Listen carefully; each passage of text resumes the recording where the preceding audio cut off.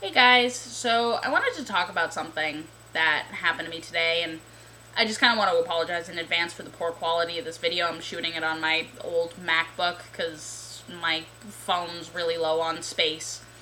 But I want to talk about something that happened to me today that had to do with a lot of the stuff that I talk about online. I like to share things about, protecting yourself and being aware that it's okay to say no, like as a woman, to, people when they want to come up to you and touch you and stuff. And, just, I'm just going to say, like, I wasn't assaulted or sexually harassed or anything. It was just, like, a weird, touchy situation that was kind of just weird.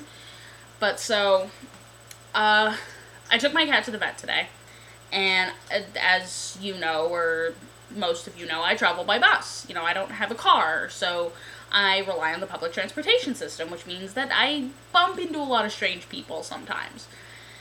And as somebody who has a lot of tattoos and who, tends to meet people in the tattooed body modification community, I'm really used to people walking up and, like, touching me.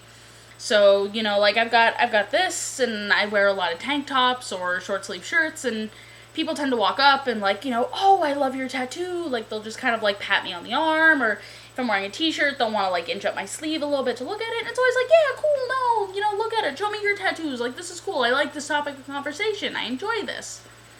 But so, today, I'm at the bus stop, and I'm coming home from taking the cat to the vet. And it's been a long day so far. I mean, I'm kind of, like, tired. I've been on and off the bus and in and out of the vet for, like, 4 hours. Like, I left my house at, like, 11:30. It's now, like, 3:30 in the afternoon. And I just want to get home. And I got my headphones on, and I've got my bag in one hand, and I've got the cat carrier in the other. And I'm just, like, standing there, and I'm just, like, listening to my music, and, like, I've kind of, like, I've moved my bag over my arm, and I'm on my phone, and I'm, like, checking bus schedules, and I'm texting Sergio, because he's getting out of work, and his work's next to the bus stop, to see if he'll come get me and stuff. And this older guy walks up to me, and I mean, like, mid to late 60s, and it's evident that he has some sort of job where he works with machines. He's got, like, the greasy, stained, but, like, washed but stained, like, t-shirt and jeans sort of thing going on. And, he walks up to me, and I can't hear him because I've got my headphones on. I got the big over-the-head headphones that are, like, sound canceling. But I can tell that he's asking me about my tattoo. And, I can just tell by the way he's gesturing, because he's got that, like, oh, yeah, that. And so I take my headphones off because I'm being polite, because, those of you who know me know that I'm polite. I always talk to people. And I'm always okay with people talking to me. Like, it never affects me. I never stop people. It's always like, it's a moment to learn something, and I'm cool. It's like, whatever. So, I take off my headphones to be polite, and I'm like, oh, I'm sorry, I missed what you said. And he's like, oh, I wanted to compliment you on your tattoo. I've got one too. And he had, like, the Beatles tattooed on the inside of his arm, and, it looked like he'd had it for 30 years. And it's just like, oh, that's cool, I like their music too, and he, he's just, like, talking to me about the tattoos for a minute, and then he starts telling me how he, like, left work on a half day, because he just couldn't work anymore, and now he's drunk, and, it started getting a little weird, and it was just like, I started not paying attention, like, I'm showing him that I'm not paying attention, I'm scrolling on my phone, like, I've popped one headphone over one ear, just to kind of, like, deter the conversation so that he'll, like, leave, because he's starting to get into, like, that life story situation. Some of you know what I'm talking about, like, when someone's just like, oh, it was rainy yesterday, and let me tell you about the time it rained when I was 12. And it's like, no, please don't. And so, like, I'm trying to just derail this conversation a little bit. And I've got the phone in my hand, I got the bag on my arm, I got the cat carrier in the other hand, and he reaches out like he's going to pat me on the arm, like, oh, nice talking to you, and leave, which, I'm used to. But instead, he comes in from this pat and gives me, like, this big hug. And, like, he's drunk, and, like, I know he's, his inhibitions are down, and I'm just kind of like, And he just, like, he's got his head right here, and he's like, you're a beautiful young woman, and, like, gives me this big hug, and, like, let's go, and walks away. And it was just, like, really weird, and I didn't know how to respond to it. And, you know, like 5 minutes later, I'm like, oh man, I really should have, like, been like, no, don't touch me, like, that's not okay. Because it's something that I try and advocate for, which is something I'm not good at. And it's something that I need to relearn because, you know, it's a societal thing. It's not just I'm a really polite person thing.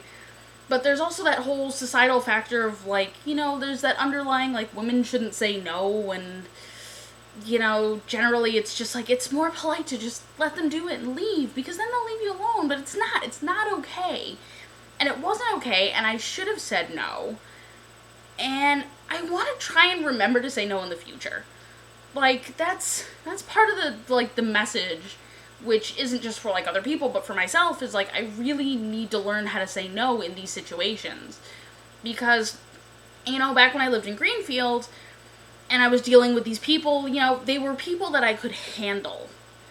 And now I'm living in the city, and I'm living in an actual city. I mean, I'm not just living in, like, a city by population, like my last town was, where, you know, your little hobo drunk guy that you might talk to was, you know, still fairly friendly and part of the community. Now I'm living in, like, you know, when you meet a weirdo and people are moving away from them, it's not just because they smell bad. Like, there's a reason people are moving away from them, and I need to, like, understand that. It's not something I'm used to. And so, I don't know, like, I want to open this up for discussion. Like, I want to talk to my other body positive community people and my other feminists and people that have, like, lived in cities or lived in towns who also have that, you know, that, like, friendly face syndrome where, like, oh, you know, come talk to me even though I'm not asking you to talk to me. So, I want to put this out for discussion, and, like, I want people to comment on this. Tell me about your experiences with this situation, because it's something to talk about. It's something worth talking about.